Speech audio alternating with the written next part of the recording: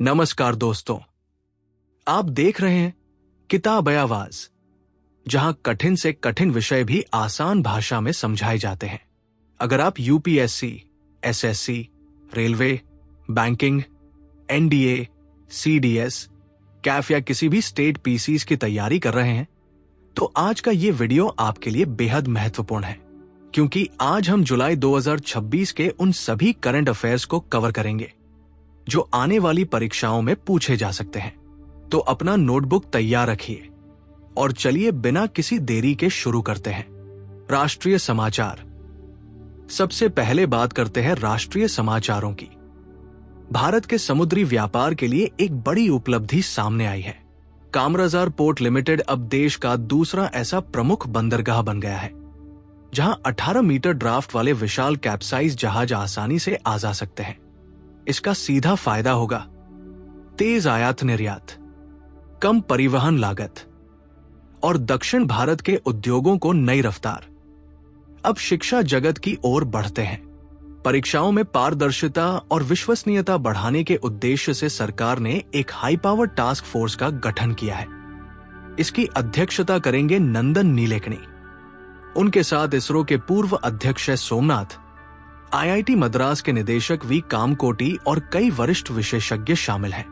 इस समिति का उद्देश्य है भविष्य की परीक्षाओं को अधिक सुरक्षित, पारदर्शी और तकनीकी रूप से मजबूत बनाना। दिल्ली से भी एक महत्वपूर्ण अपडेट आया है।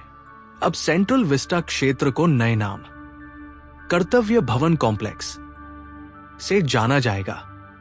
इसका उद्देश्य है सरकारी विभागों को एक ही परिसर में लाकर प्रशासनिक कार्यों को तेज और अधिक प्रभावी बनाना। अंतर्राष्ट्रीय समाचार। अब चलते हैं दुनिया की बड़ी खबरों की ओर। भारत और यूनाइटेड किंगडम के बीच हुआ ऐतिहासिक व्यापार समझौता अब लागू हो चुका है। इस समझौते के बाद भारतीय उत्पादों को यूके के लगभग 99% बाजार में जीरो ड्यूटी के साथ प्रवेश मिलेगा। इससे भारत के निर्यातकों और उद्योगों को बड़ा लाभ मिलने की उम्मीद है। अब बात फ्रांस की। बच्चों को सोशल मीडिया के दुष्प्रभावों से बचाने के लिए फ्रांस ने 15 वर्ष से कम आयु के बच्चों के सोशल मीडिया उपयोग पर प्रतिबंध लगा दिया है। ऐसा करने वाला वह यूरोपीय संघ का पहला देश बन गया है। हालांकि शिक्षा और रिसर्च से जुड़ी वेबसाइटों को इस नियम से बाहर रखा गया है। अब बात अपने पड़ोसी देश नेपाल की। भारत की पहली सीधी व्यावसायिक कंटेनर मालगाड़ी नेपाल के विराटनगर पहुंच चुकी है। अब कोलकाता पोर्ट से सीधे नेपाल तक माल भेजा जा सकेगा, जिससे व्यापार और भी तेज और सस्ता होगा। राज्य एवं केंद्र शासित प्रदेश। अब जानते हैं राज्यों की महत्वपूर्ण खबरें। मिजोरम के नेचुरल हिस्ट्री म्यूजियम को भारत का 21वां डेजिग्नेटेड रिपोजिटरी घोषित किया गया है। यहां अब दुर्लभ वनस्पतियों, मछलियों, सरीसृपों, फन और तितलियों के वैज्ञानिक नमूनों को सुरक्षित रखा जाएगा।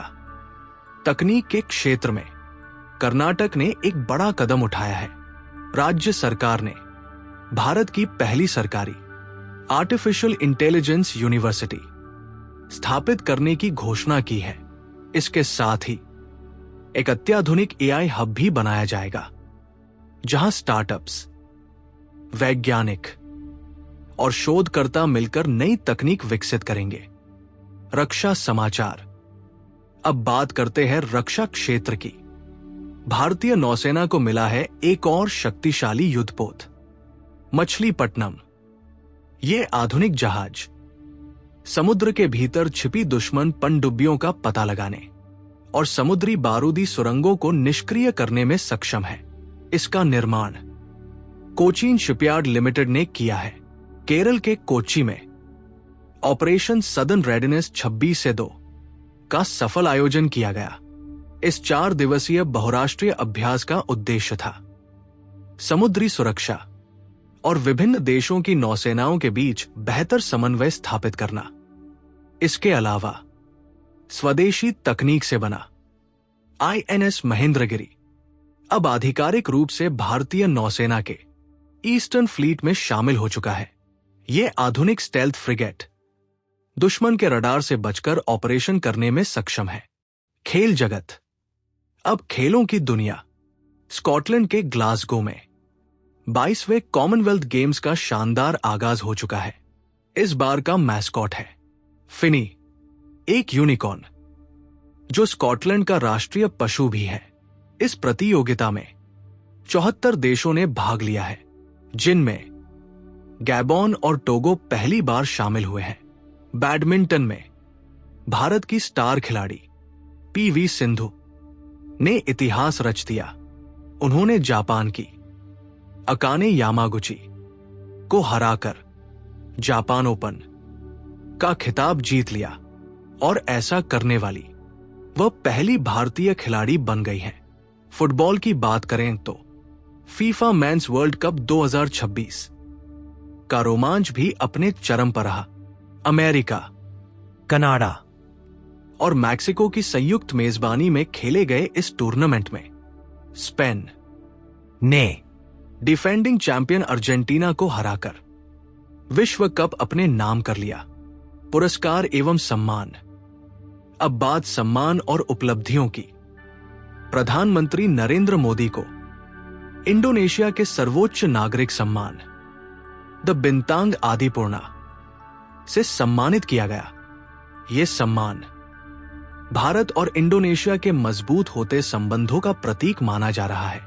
सिनेमा जगत में 72वें राष्ट्रीय फिल्म पुरस्कारों की घोषणा की गई। आर्टिकल 370 को सर्वश्रेष्ठ फिल्म चुना गया। सर्वश्रेष्ठ अभिनेता का पुरस्कार ममूटी और कार्तिक आर्यन को संयुक्त रूप से मिला, जबकि सर्वश्रेष्ठ अभिनेत्री बनी यामी गौतम।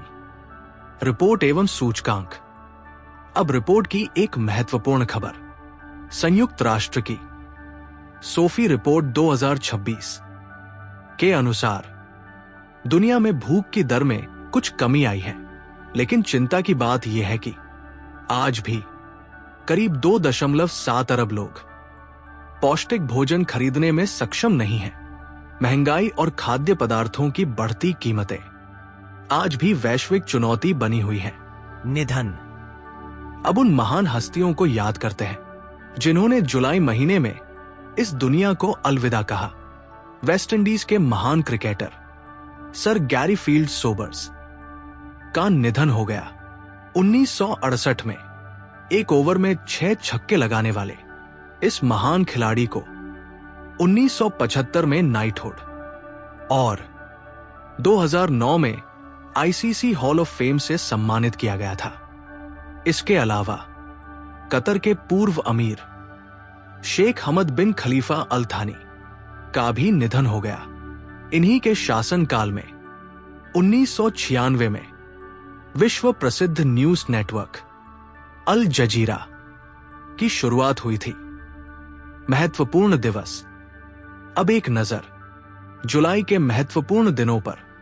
1 जुलाई जीएसटी डे, 6 जुलाई वर्ल्ड जूनोसिस डे, 11 जुलाई वर्ल्ड पॉपुलेशन डे, 15 जुलाई वर्ल्ड यूथ स्किल्स डे, 22 जुलाई नेशनल फ्लैग डे, 23 जुलाई नेशनल ब्रॉडकास्टिंग डे और 29 जुलाई इंटरनेशनल टाइगर डे, जिसका उद्देश्य बाघों के संरक्षण के प्रति जागरूकता बढ़ाना है।